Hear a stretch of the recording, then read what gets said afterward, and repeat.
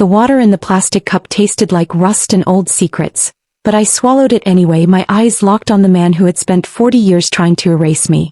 My father, Robert Vance, stood 5 feet away in a wood-paneled courtroom, his face a mask of righteous fury as he branded me a thief, a liar, and a parasite in front of a jury of my peers. "She has not worked a day since college and now she is stealing from her own dead mother," he roared, his voice vibrating through the floorboards. He didn't know that every word he spoke was a nail in his own coffin. He didn't know that the daughter he called a ghost was actually the invisible shield keeping his world from collapsing. But in exactly 10 minutes, the most powerful secret in the state was going to explode, and the king of Fairfax County was about to find out that you should never go looking for the truth in the dark, because sometimes the truth bites back. Stopping this story now would be like walking away from a ticking time bomb. My name is Elena Vance. I am 41 years old, and for the last 2 decades I have been a shadow. To the world, I was a logistics analyst for a company that didn't have a website. To my family, I was a failure. I sat in that witness box, my spine a rigid line of steel, watching my father dismantle my life with the practiced ease of a man who had never been told no. Robert Vance wasn't just my father. He was the local patriarch, the man who determined whose roads got paved and which families were respectable. To him, I was the daughter who ran away, the girl who chose a generic office job in D.C. over the legacy of the family farm. "She's a ghost," Robert barked at the jury, waving a manila folder like a battle flag. "Ask the neighbors. Elena hasn't been seen in 15 years. My investigators found nothing but a blank space where a career should be. She's lived off the scraps her mother threw her, and now that my wife is gone, she wants to bleed us dry." I glanced at the gallery. My sister, Ashley, sat there in a designer cardigan. A cardigan I knew I had paid for through a discreet, anonymous gift fund 3 years ago. She kept her eyes on her lap, playing the role of the grieving, betrayed sibling perfectly. Robert had spent months feeding her a narrative of my parasitic nature, and she had swallowed it whole, mainly because it came with a larger slice of the inheritance. Inside me, the anger wasn't hot. It was clinical. It was the same cold, detached focus I used when I was coordinating extraction teams in hostile territory. They had truly erased me. Back at the farmhouse, Robert had conducted a systematic cleansing. He'd removed my university honors, my ROTC commissioning portrait. Everything. He'd replaced my existence with a cheap calendar from a tractor dealership. To him, I was a phase he had outgrown and discarded. "Miss Vance," my father's attorney, Gerald Davis, approached me with a smug grin. "Can you provide this court with a single verifiable piece of evidence that you have held gainful employment at any point in the last decade? A pay stub? A tax return? Anything that isn't a shadow?" I looked at him, then at my father. Robert was leaning back, arms crossed, looking like a man who had just won a high-stakes poker game. "I work in operations analysis," I said, my voice dangerously quiet. "My clients value discretion. The records exist, but your lack of access to them is not my failure. It is your limitation." Robert let out a sharp, mocking laugh that echoed off the walls. "Discretion? You were a paper pusher, Elena. A glorified clerk. Don't try to dress up your laziness with big words." He had no idea. While he was complaining about the price of cattle feed at the local diner, I was sitting in windowless rooms at Langley, making decisions that shifted the borders of nations. I had spent 15 years in the shadows, accepting their insults and their pity because the alternative was a breach of national security. But today the silence was about to end. "Tell us, Elena." Davis leaned in, his breath smelling of stale coffee. "Since you're so successful, why did your mother include an active employment clause in her trust? Was it because she knew her eldest daughter was a drifter?" "My mother understood the nature of my work better than anyone in this room," I replied. "She built that clause not to punish me, but to protect the trust from people who would try to claim I wasn't contributing to society just because they couldn't see the results on a local news feed. They weren't satisfied with calling me lazy. They wanted me in handcuffs." Ashley stood up and walked to the stand, her eyes red-rimmed. "It broke my heart," she whispered to the jury. "I found the bank statements. Thousands of dollars withdrawn from Mom's account while she had dementia. Signatures that didn't look like Mom's at all. Elena was using our mother's illness to fund her important life in D.C. The jury looked at me with cold, hard eyes. In this small town, I was the city girl who forgot her roots and stole from the dead. Ashley didn't mention that those stolen thousands were reimbursements for the private nurses I had hired. Nurses Robert refused to pay for because he didn't want strangers in the house. Your Honor, Davis said, his voice reaching a theatrical crescendo. We moved to enter Exhibit 12. A forensic report suggesting the signatures on these trust withdrawals are fraudulent. It is clear that Elena Vance has not only failed the employment clause but has actively defrauded the estate. The indignation in the room was a physical weight. Robert sat behind his lawyer, nodding solemnly. He had spent decades building a cathedral of lies, and he was finally putting the roof on it.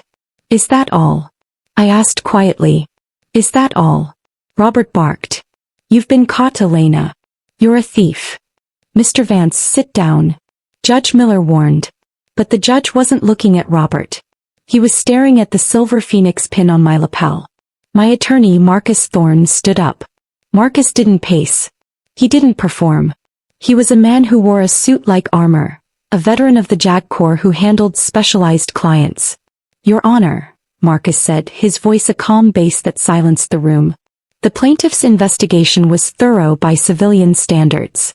But it was looking for a person who, for the sake of national security, is not permitted to exist in public databases.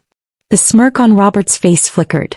Since the plaintiff has raised the issue of criminal fraud, Marcus continued, pulling a heavy black envelope from his briefcase, my client has been granted a limited waiver under Title 10, Section 144.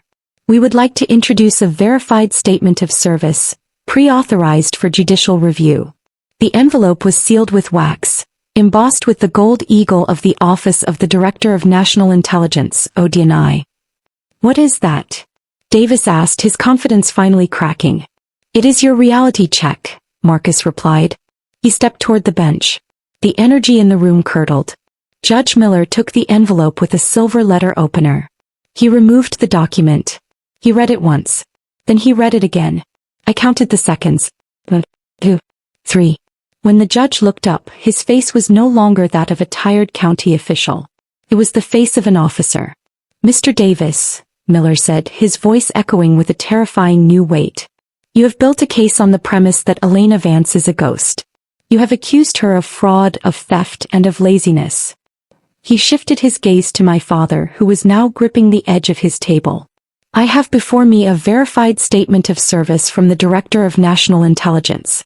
It confirms that Elena Vance holds the rank of Senior Intelligence Service Level 4. For the last 15 years, she has served as a Director of Operations for the Central Intelligence Agency. The room didn't just go quiet, it went cold. Robert's jaw literally dropped. Ashley let out a small, strangled sound. The logistics group you mocked? Miller continued, his eyes flashing. That is a Tier 1 cover designation established by the Department of Defense. The blank spaces in her records aren't evidence of her failure. They are evidence of her excellence. She wasn't hiding in D.C., Mr. Vance. She was protecting the very world you live in.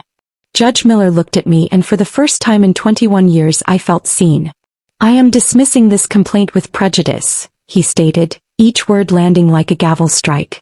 Furthermore, the court is issuing sanctions against the plaintiff in the amount of $45,200 for legal fees. And Mr. Vance, I am awarding the defendant $50,000 in damages for defamation of character, to be paid immediately from your personal share of the family estate.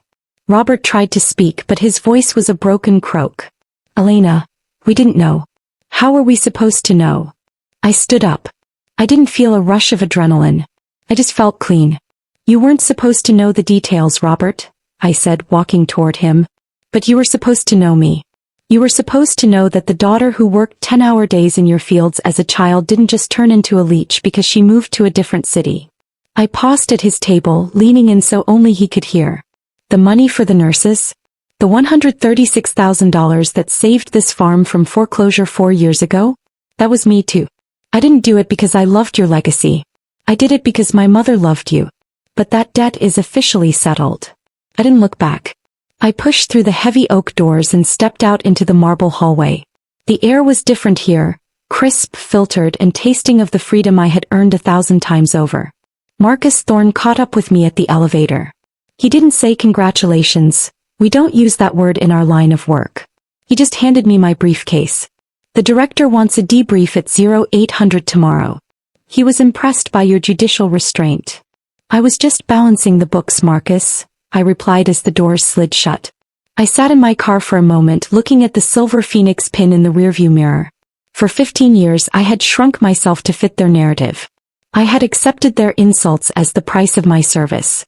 But as I pulled out of the lot and headed toward the sunrise over Langley, I realized I was no longer a ghost in my own story. I was the author, and the next chapter was going to be written in a language they would never understand. Elena Vance spent her life as a shield for a family that threw stones at her. Robert Vance tried to steal his daughter's dignity, only to realize he had been surviving on her mercy for years. If you believe that true power doesn't need to shout, and you're glad that Elena finally tore down the king of Fairfax County, then you belong here. Smash that like button right now to stand with Elena, and hit subscribe to join our community of truth seekers. We don't just tell stories here, we celebrate the courage to say, enough. Don't let the next secret stay buried. Tap the bell icon and I'll see you in the next one. Tell me in the comments, would you have revealed your secret to save the farm, or would you have let it fail? Let's talk.